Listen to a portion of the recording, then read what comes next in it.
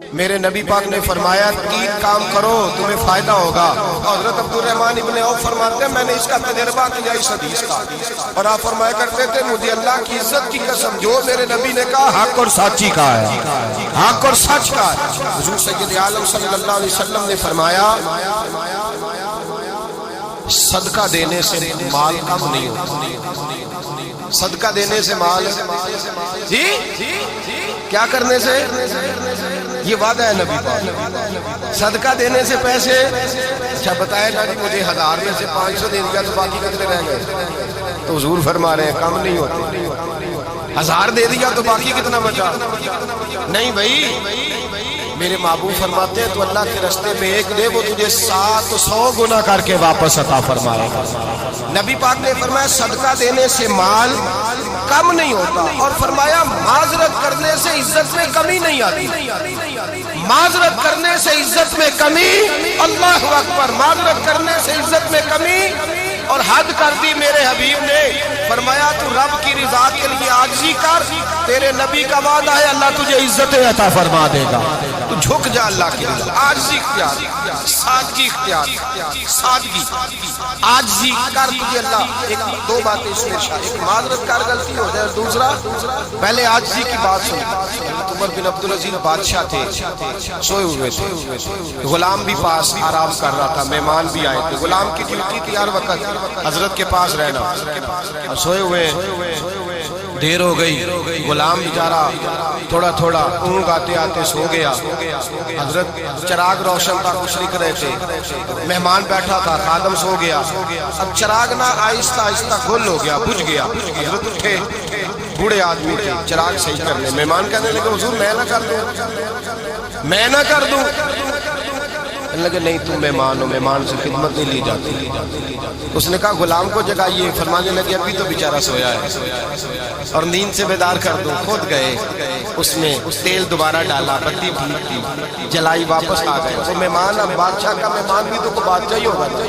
کہنے لگا حضور آپ اپنے کام خود کرتے ہیں, کیا لفظ ہے, کیا حسن ہے, اور 2 جملوں میں کیا تاثیر ہے.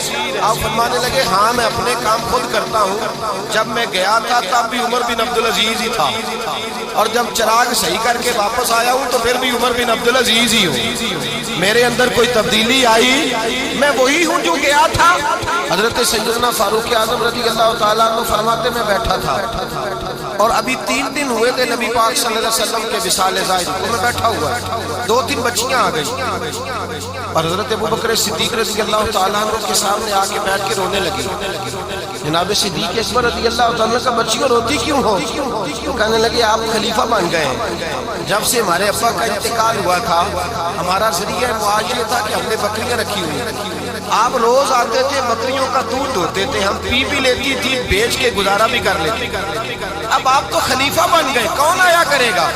حضرت ابوبکر صدیق فرمانے لگے تمہیں پتہ ہے جو خلیفہ ہوتا ہے وہ تو خادم ہوتا ہے, کون میں آیا کروں گا. حضرت ابوبکر صدیق روزانہ اٹھتے عصر کے بعد اور جاتے خلیفہ ہونے کے باوجود ان بچیوں کی بکریوں کو پکڑتے, دودھ دھوتے, ان کے گھر میں دے کے آتے. حضرت فاروق اعظم جب بھی دیکھتے تو کہتے ابو بکر تو پیچھے آنے والوں کے لیے رستہ بڑا مشکل کر رہا ہے, بڑا مشکل کر رہا ہے. جگر راہ وفا میں نقش ایسے چھوڑ آیا ہوں, میں جس منزل سے گزرا ہوں وہ اب تک یاد کرتی ہے. حضرت سلمان فارسی رضی اللہ تعالیٰ عنہ صوبے کے گورنر تھے, سادہ سا لباس پہن کر سادہ سا بس اسٹاپ پہ کھڑے تھے. جہاں سے لوگ اندر داخل ہوتے تھے, جہاں سواریاں باندھی جاتی تھی, ہم اپنے زبان میں اسے بس اسٹاپ کہتے.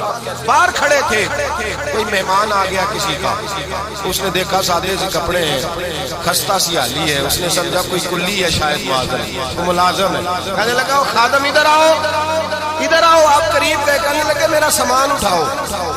امام غزالی فرماتے جب تو علم پڑھنے بیٹھتا ہے تو یہ بھی خیال کرنا تیرے اندر تکبر کا پھوٹا نہ لگ جائے. عاجزی اختیار کرنا, عاجزی. سر پہ رکھا ہوا ہے سامان. حضرت سلمان فارسی نے گورنر صاحب نے اس آدمی کا, مہمان کا سر پہ سامان رکھا اور جا رہے. سنو اور غور کرو, جب جا رہے تھے جو آدمی ملتا گورنر صاحب ہمیں دے دے.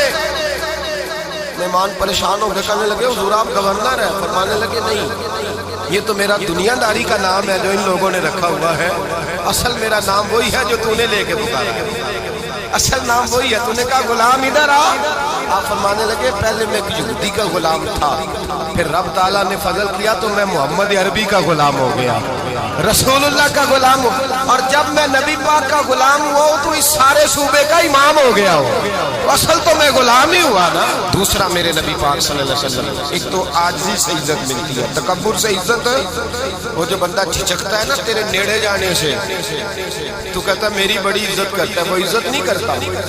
شیر کی عزت ہوتی ہے کہ خوف ہوتا ہے؟ بولے نا، اور نہیں نا ڈر لگتا۔ شیر کا کیا ہوتا ہے؟ خوف، اس کی عزت نہیں ہوتی، اس کو درندہ ہے، درندوں کی بھی کبھی عزت ہوتی ہے۔ تو جو آدمی ڈنڈے کے زور پر لٹکا کے ڈنڈا اور وہ لوگوں سے عزت کرا رہا، تو بھائی یہ تیری عزت نہیں ہے، تیرا خوف ہے۔ عزت عاجزی میں ہے، انکساری میں ہے۔ اور دوسرا میرے نبی پاک صلی اللہ علیہ وسلم نے فرمایا عزت معاف کرنے میں۔ عزت کس چیز میں ہے؟ بدلہ لینے میں عزت ہے، یہ حقائق ہے۔ عزت بدلہ لینے، جس نے ایک تھپڑ کے جواب میں دو مارے وہ باعزت نہیں، بلکہ مسند امام احمد بن حنبل پڑھی، حضرت موسیٰ علیہ السلام کوہ طور پہ کھڑے، میرے رسول پاک علیہ السلام فرماتے ہیں جناب موسیٰ علیہ السلام نے اللہ کی بارگاہ میں عرض کیا، اے اللہ ساری دنیا کہتی ہے ہم عزت والے ہیں، ہم عزت والے، من اعز عبادک یا اللہ، اے اللہ تو بتا تیرے بندوں میں عزت والا کون ہے؟ حضرت موسیٰ کہتے ہیں رب کریم نے فرمایا اذا قادر غفارا، جس کے پاس بدلہ لینے کی طاقت ہو پھر بھی معاف کر دے وہ بڑی عزت والا ہوا کرتا ہے۔ جو اینٹ کے جواب میں پتھر مار سکتا ہو، جو گولی کے جواب کے اندر 15 گولیاں مار سکتا ہو، لیکن معاف کر دے وہ بڑی عزت والا ہے، عزت والا ہے جو معاف کرے۔ حضرت فخر جہاں دہلوی بہت بڑے درویش تھے، سلسلہ عالیہ چشتیہ کا بہت بڑا نام، اور اس صوفی کے آپ حالات پڑھیں تو رب کریم نے بڑا ہی نوازا۔ دلی کی جامع مسجد کے خطیب، اور ان کی کرامت یہ تھی کہ جو آدمی آ کے سامنے کھڑا ہوتا تھا نا اسے بتانا نہیں پڑتا تھا کہ میرے دل میں کیا ہے، بتانا نہیں پڑتا، سامنے آ کے کھڑا ہوتا تھا تو حضرت ہاتھ اٹھاتے تھے، کہتے تھے اللہ یہ بے اولاد ہے اسے اولاد عطا کر۔ دوسرا آ کے کھڑا ہوا، خوشی نہیں ہو رہی آپ کو؟ دوسرا آدمی کھڑا ہوا، دوسرا آدمی، اس نے آ کے کہا دعا کے لیے سامنے کھڑا ہوا تو حضرت کہنے لگے اے اللہ بیمار ہے، وہ کہتا ہے میرے دل میں بات تھی مجھے بتانی نہیں پڑی، اتقوا فراست المومن فإنه ينظر بنور اللہ، نبی پاک نے فرمایا مومن کی فراست قلبی سے ڈرا کرو، وہ تو اللہ کے نور سے